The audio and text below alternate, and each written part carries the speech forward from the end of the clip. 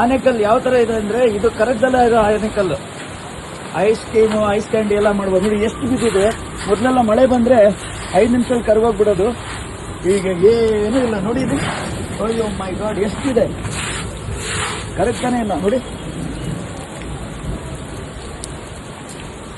ಈ ತರ ನಾನು ಯಾವಾಗ್ಲೂ ನೋಡಿಲ್ಲ. ಒಂಥರ ಕಾಶ್ಮೀರ್ ತರ ಕಾಣ್ತಾ ಇದೆ. ಪೂರ್ತಿ ಏರಿಯಾದಲ್ಲಿ ಈ ತರ ಬಿದ್ದಿದೆ ನೋಡಿ ಇಲ್ಲಿ.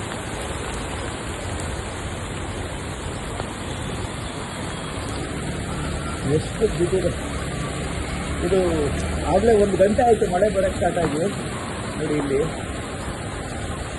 ಮಳೆ ಬರ್ತಾ ಇದೆ, ಆದ್ರೂ ಇದು ಯಾಕೆ ಕರೆಕ್ಟಾ ಇಲ್ಲ. ಮಳೆ ತುಂಬಾ ಜಾಸ್ತಿ ಆಯ್ತು.